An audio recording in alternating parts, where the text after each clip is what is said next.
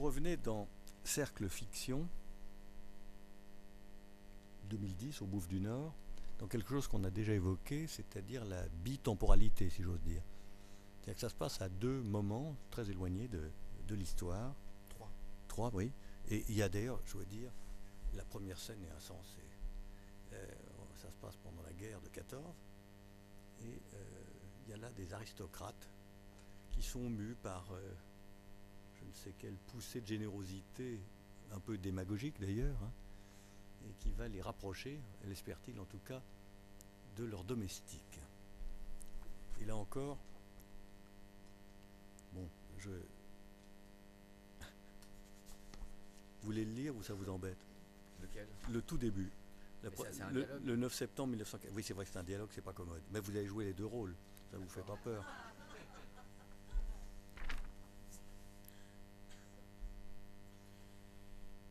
Le soir, le salon d'un intérieur aristocratique, lustre, table de salle à manger, on entend des bombardements au loin.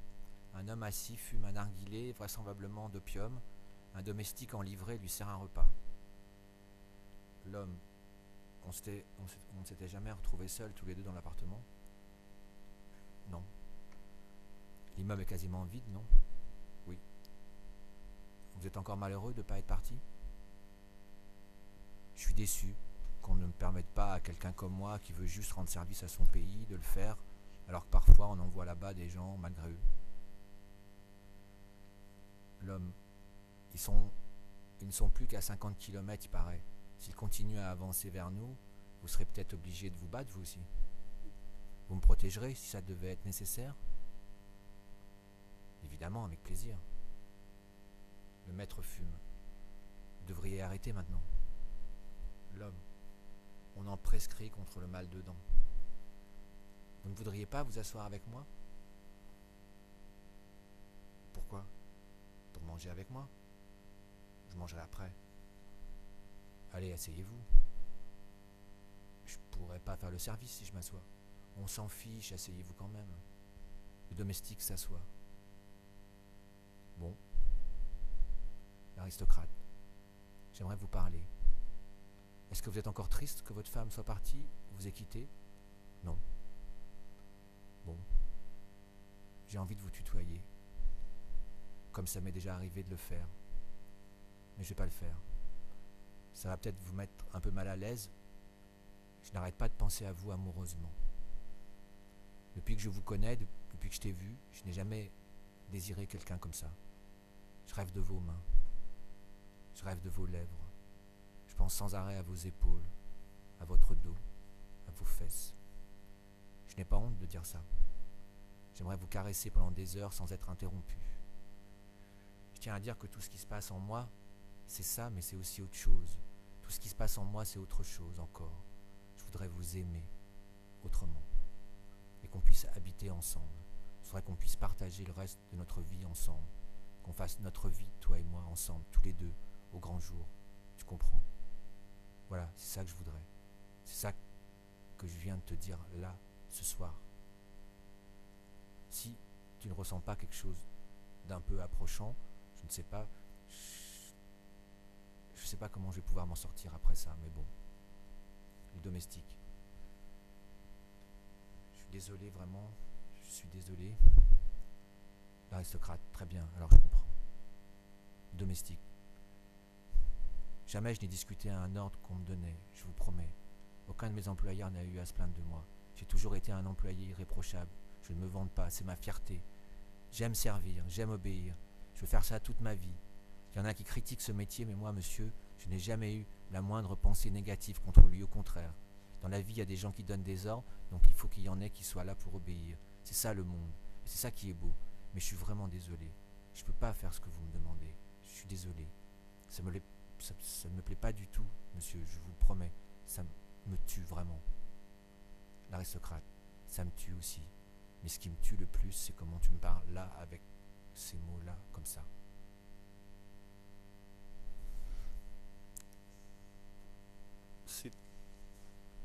C'est une pièce qui est prodigieuse par sa richesse, tout en même temps que par sa simplicité, puisque comme toujours chez Joël Pomera, les mots employés sont les mots les plus simples, les plus faciles à comprendre à la première lecture ou à la première audition, et qu'on n'a jamais d'hésitation quant à la signification de ces phrases. C'est une pièce politique aussi. Enfin, Ouais. qui s'interroge sur des questions qui dépassent le cadre de l'intimité. Ouais. Elle est à la fois burlesque, parce qu'effectivement, cette relation ne se peut. Elle est idéaliste dans la mesure où, d'ailleurs, le mouvement que vont faire les aristocrates en question en direction des domestiques va s'amplifier, puisqu'on va finir par vouloir leur léguer la totalité des biens, de la fortune, du château, du machin. Madame va s'y mettre aussi de son côté, l'épouse de l'aristocrate. Mais c'est aussi une pièce dans laquelle, si je puis dire, la lutte des classes est très présente. Et c'est quelque chose qu'on va retrouver dans vos pièces ultérieures, d'ailleurs. Et même à peu près toujours. Ça, c'est une évolution, me semble-t-il, assez nette par rapport à ce que vous avez écrit jusqu'alors. En tout cas, de ce que j'ai lu. Oui, mais je pense qu'à partir de La pièce au monde, à partir de 2004, finalement,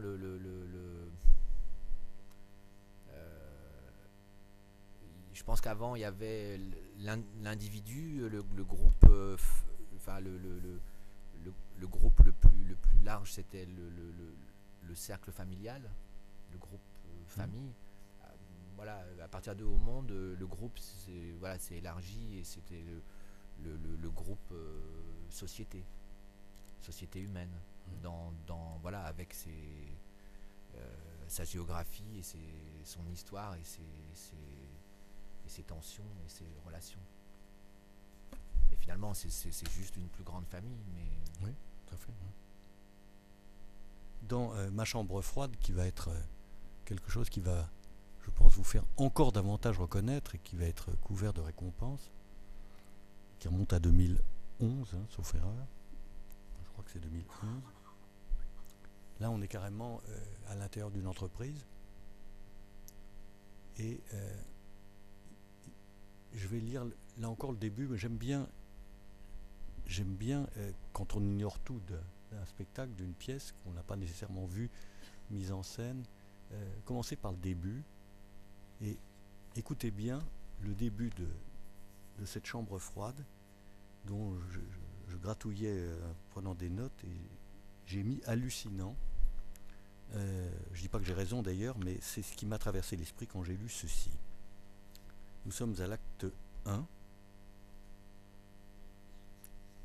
Je vais lire l'entrée en scène d'Estelle.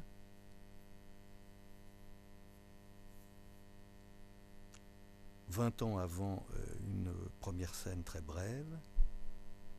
Et nous sommes dans un couvent. Estelle est habillée en sœur, elle prie.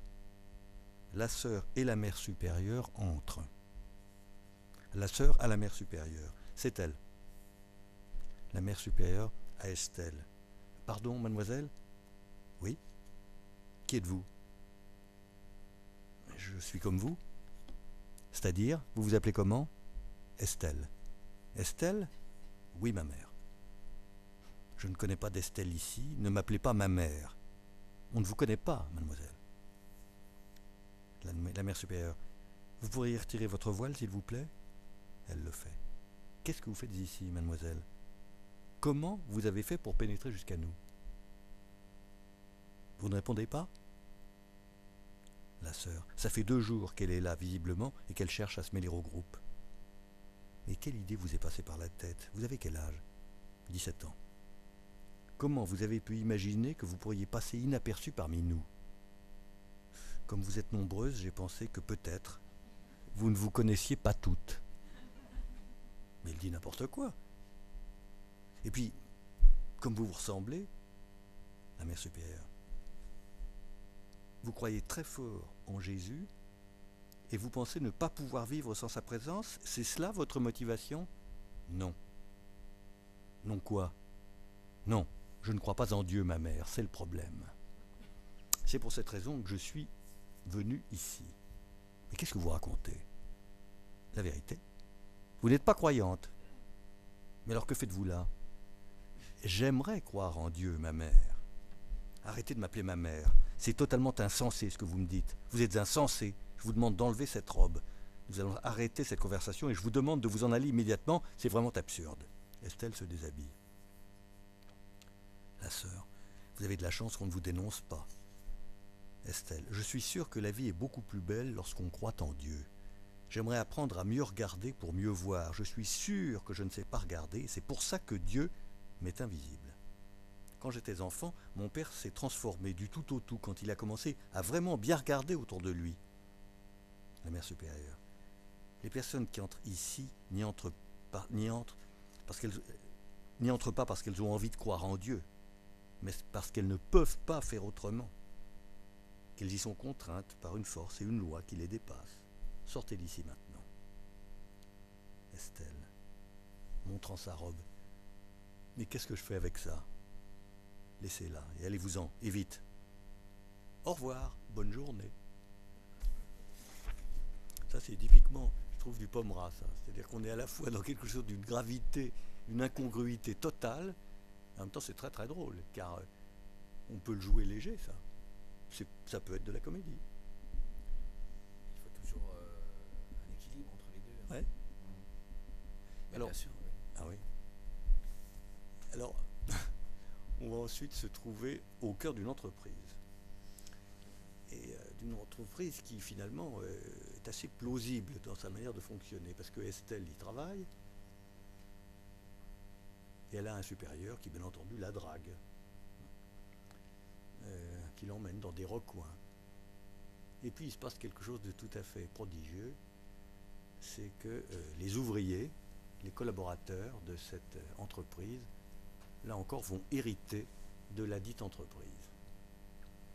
Et là, vous construisez quelque chose. Je parlais de Lagarde tout à l'heure, ne m'en veuillez pas d'évoquer Brecht en l'occurrence, parce que voilà des gens simples qui ont été jusqu'alors des employés, des salariés, et qui vont se trouver disposés de la matérialité d'une entreprise.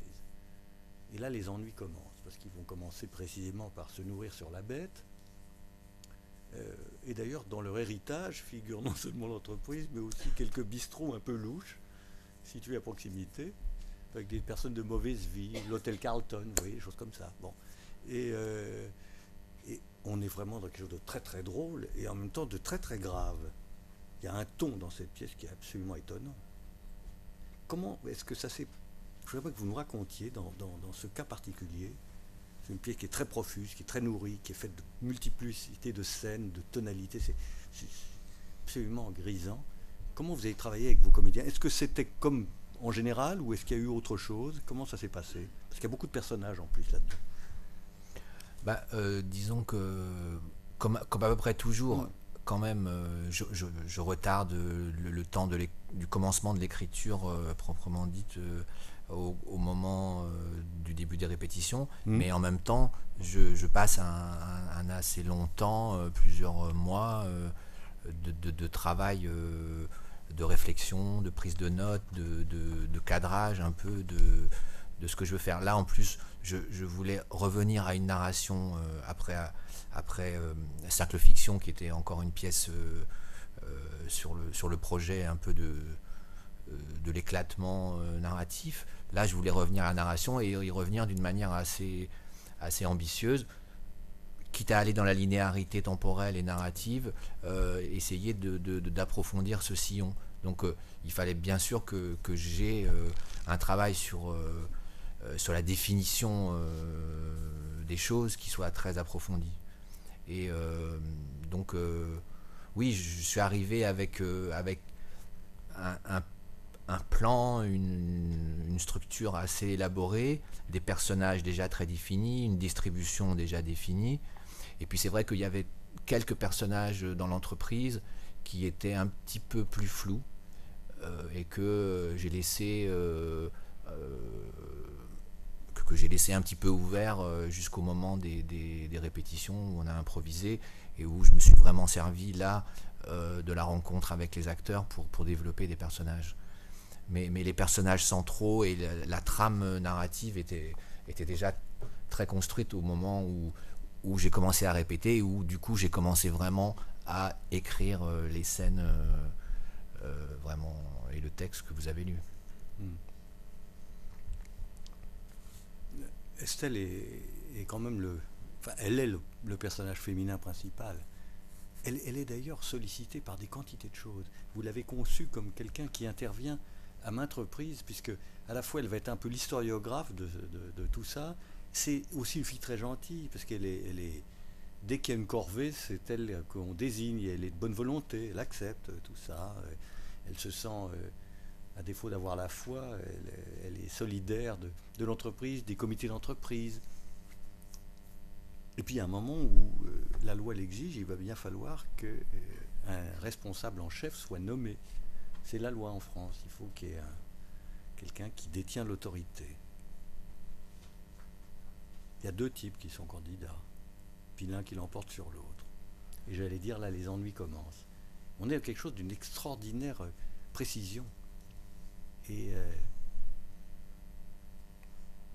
là encore, vous mariez l'ironie, le retrait, les considérations comme ça, presque burlesques, avec quelque chose qui est réel. C'est qu'est-ce qu'on va en foutre de cette entreprise qu'on a héritée malgré nous. Ils ne l'ont pas attendu, etc.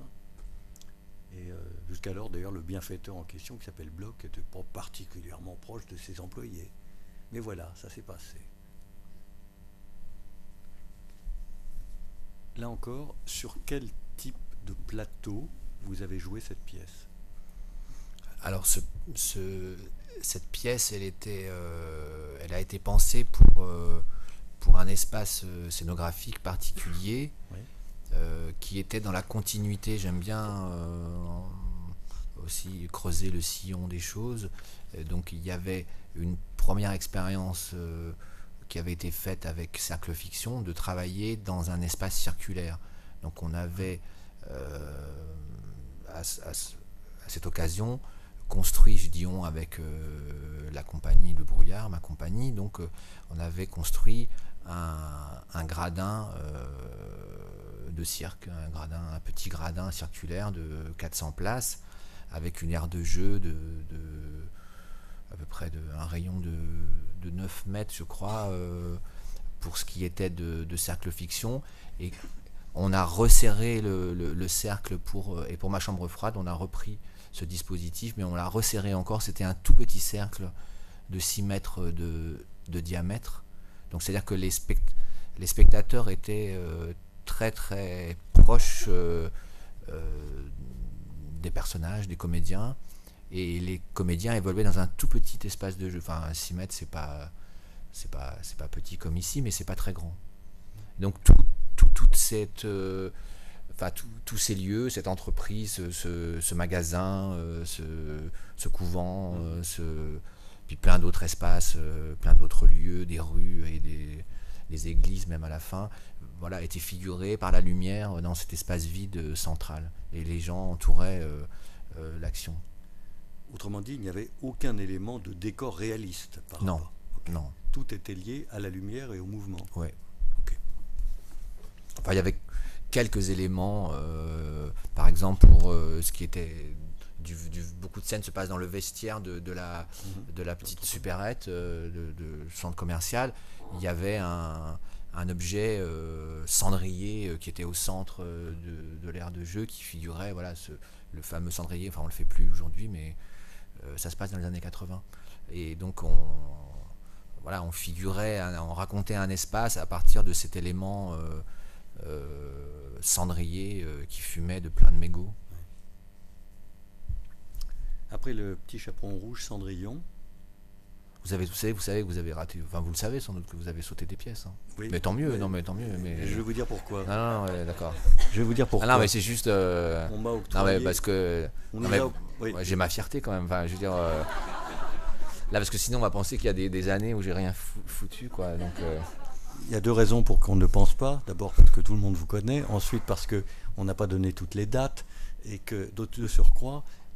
On nous a octroyé 1h30. Ah oui, 1h30, je pense que c'était 1h. Or, ça fait 1h30 qu'on discute. D'accord. Voilà pourquoi j'ai l'air de rien, croyais-je, accélérer le mouvement. On ne vous la fait pas. Alors, oui, Cendrillon, bon, bien sûr, la grande et fabuleuse histoire du commerce.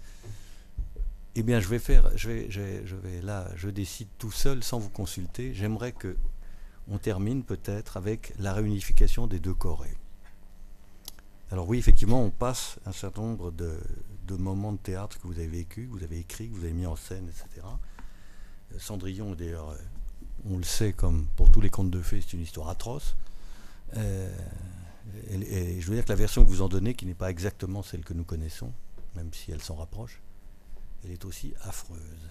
Avec ce gosse qui attend un coup de fil de sa mère qui ne viendra jamais, c'est épouvantable. Mais alors celle-là, vous voyez, cette pièce-là, je parle de ma propre expérience, je vous interrogeais sur la manière de représenter le chambre froide, parce que je me demandais, et c'est pour ça que je vous ai questionné, qu'est-ce qu'on voyait, comment vous aviez traité la multiplicité des lieux. Sur Cendrillon, j'ai eu moins de difficultés. Je pense que, à tort ou à raison, quand on lit la pièce, on peut se figurer ce que peut être le dispositif scénique. La grande et fabuleuse histoire du commerce, c'est totalement une pièce politique. L'histoire de Franck. Social, on peut dire. Oui, bon, un peu la même chose, non? Oh, fais attention. C'est une fable politique.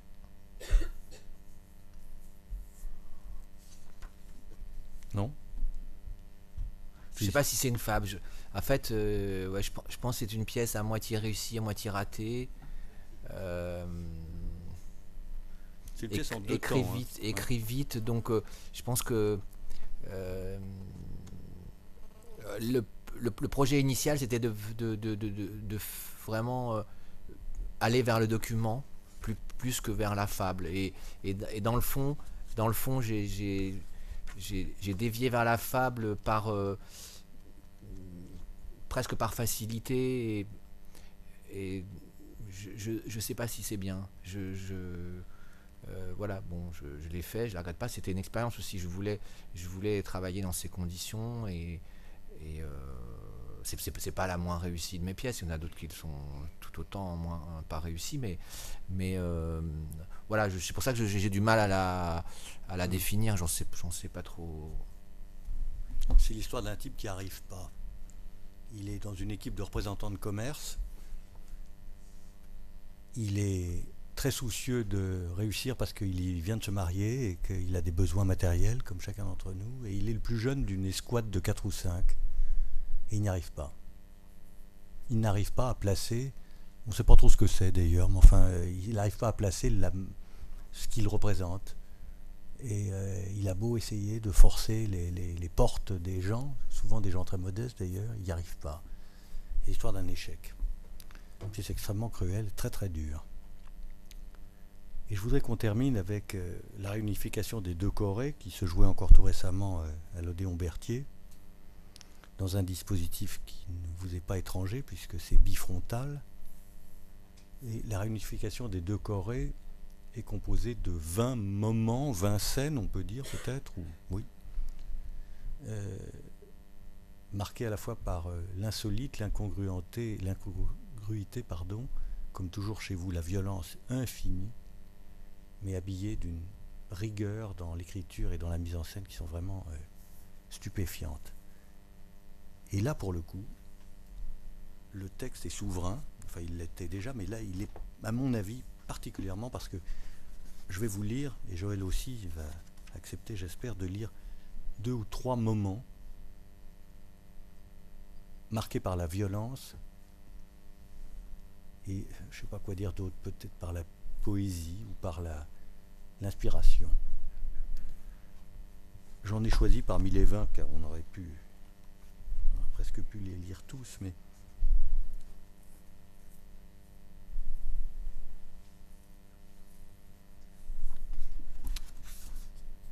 c'est un moment qui s'intitule « Filtre ». On va en prendre 2 parce que j'ai peur qu'après on me fasse des reproches pour avoir été trop long. En même temps, je trouve que non. En la compagnie de Joël Pomera, c'est pas trop long. On va en lire 2. Si vous voulez bien, j'aimerais que vous lisiez celle-ci qui s'appelle Clé, qui est la suivante.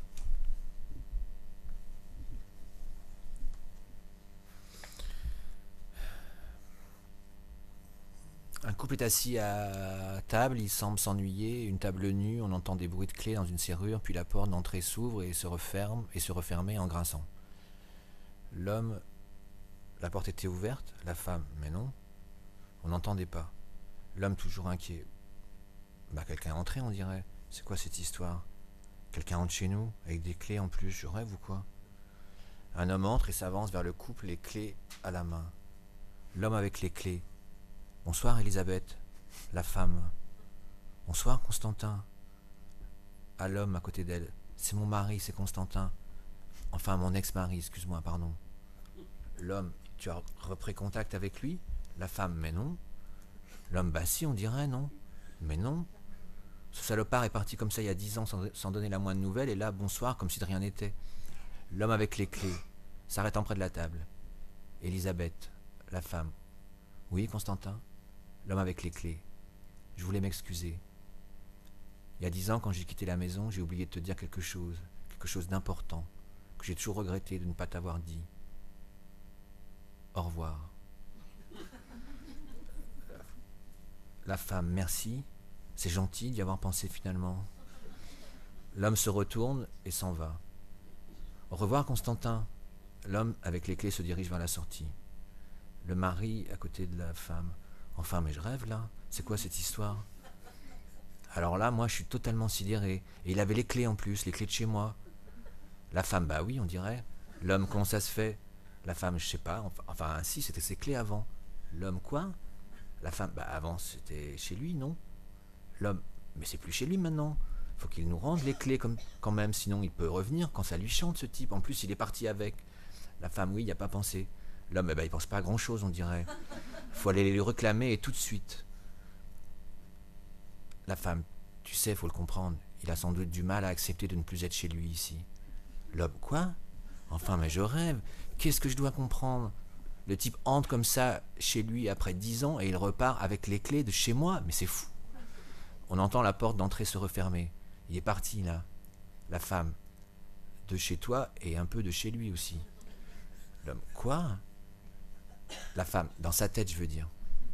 On entend le bruit d'une serrure qu'on actionne, de très nombreux tours de clés longtemps. Le couple écoute avec effroi, noir.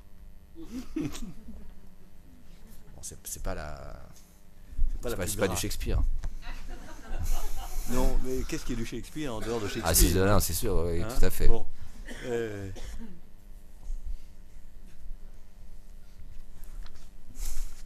Une chambre la nuit. Une femme finit de s'habiller, un homme est endormi dans un lit. L'homme se réveillant. « Mais qu'est-ce que tu fais?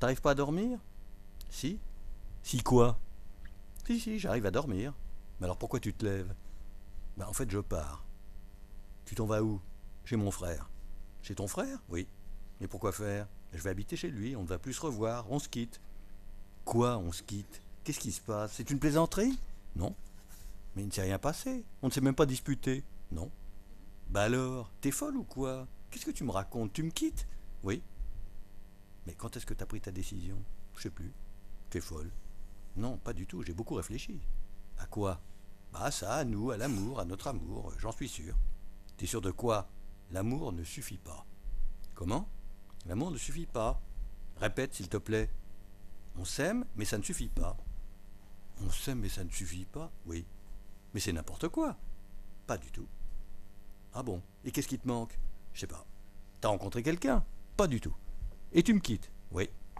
Elle commence à partir. Mais jamais personne n'a quitté quelqu'un pour des motifs pareils. C'est pas certain. Ben moi j'en suis sûr. Si tu me fais ça comme ça, je vais pas m'en sortir, moi je te jure. Dis-moi quelque chose au moins, je t'en prie. La femme marchant vers la sortie. Je suis désolé vraiment, je t'aime, mais ça ne suffit pas. Mais c'est pas possible ça. Je suis désolé. Mais je deviens fou. La femme. L'amour en fait, ça ne suffit pas. S'arrêtant, se retournant, semblant réfléchir. Oui, c'est ça, je sais, c'est terrible. L'amour, ça ne suffit pas. Elle sort, noire. Magnifique. Merci Joël. C'est à vous.